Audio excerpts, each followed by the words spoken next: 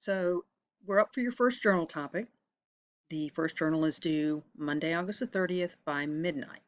So that gives you an entire week at this point to work on it and to think about it. You also still have your discussion post due on this coming Thursday. So please keep up with that. So for the first journal, in fact, for all of the journals, the focus is going to be on historiography. The idea that historians themselves are constrained by the time period, the society, the world in which they live, and it's often the problems in their life and their lives that influence the way they view the past, which is part of why, even though we can say that history is static, we have the same events, or we talk about the same events, we talk about the same people, we talk about empires and societies and nations and all the things that we read about in the history books, how we view them often changes. And for our very first example, we're going to use something that's current in terms of its social and political impact, um, because how we are viewing it in the present has changed quite a bit over the past 500 years.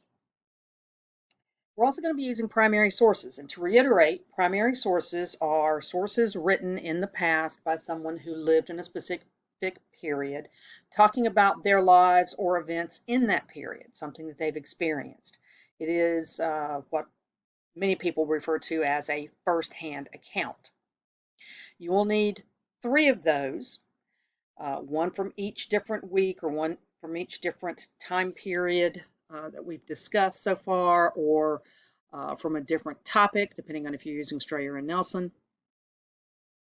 The idea behind this is to consider what they say, but also, more significantly, why they say it. Most of the primary sources you're going to be using are written sources.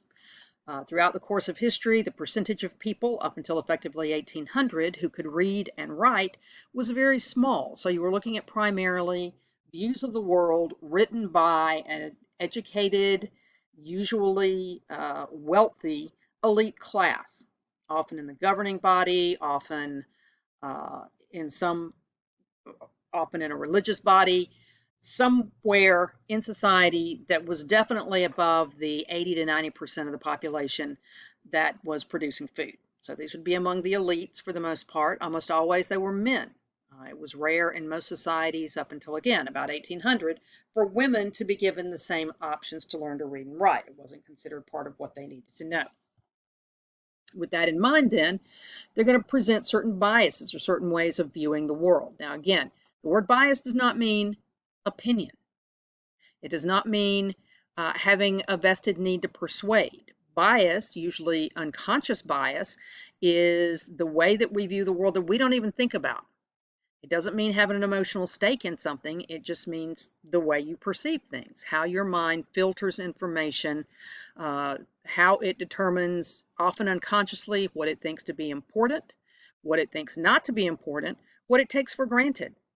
So we're not talking about bias in the big way that you hear it today when we talk about the media. What we're really talking about is how people view the world they live in on a very non-considered day-to-day way.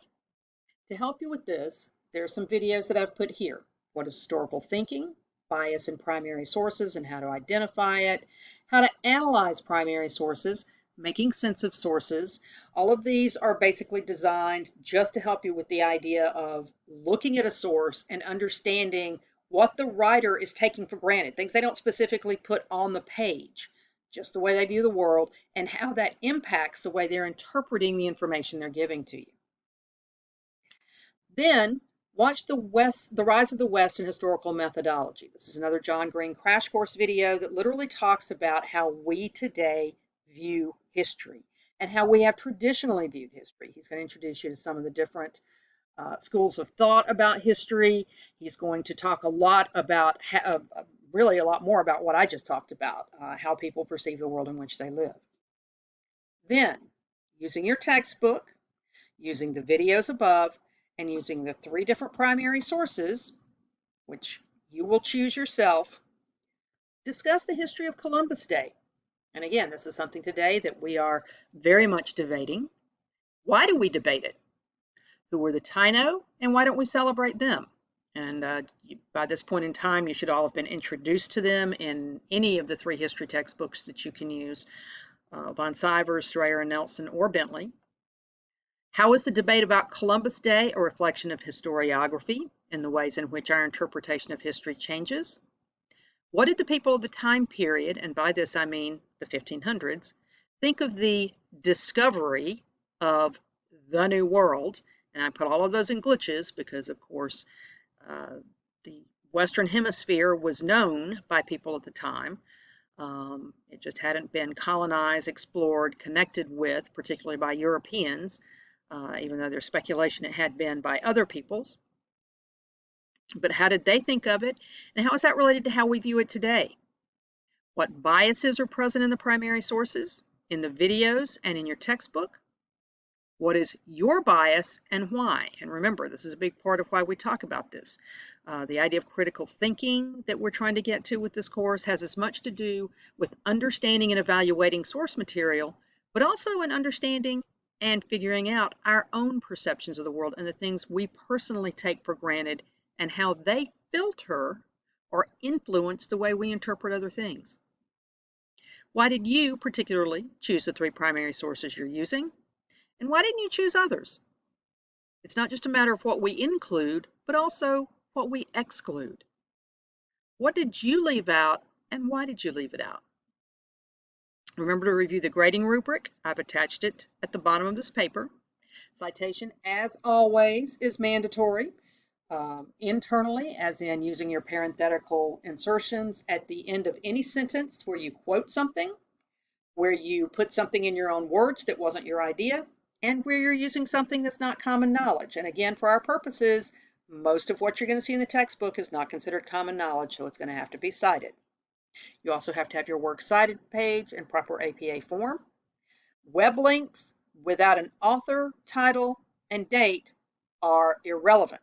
They are only a location. They are not a full citation, so please do not do that. Here are also some links for how to do APA style in case you haven't figured it out already from the discussion posts. And if you need further help in these concepts, there's Mark Bowles' video on what historiography is, and also another one from the Learning Sciences. All right, and then there's your grading rubric below, as with the discussions. Anything that's distinguished is effectively an A category. Anything that's good is B. Anything that's basic is C, i.e. the very least that you can do. And then anything below that would be D or F. You have the categories of general knowledge, critical thinking, the primary sources themselves this time. You're going to have to really evaluate those and consider the biases of the authors and what points they're trying to get across and why. And then your citation, basically, and your clarity, how well you make your arguments, how well you present your evidence, how clear the paper is for me to understand. All right, that's basically the introduction to your journal assignment for this first one. If you have questions, email me and let me know. For many of you, I have now returned your first discussion posts. Please read through those because I took the time to actually make comments both in the bodies of your discussion posts and along with your peer comments. So if you have questions about those, let me know as well. Good luck. I look forward to seeing these come next Monday, and thank you.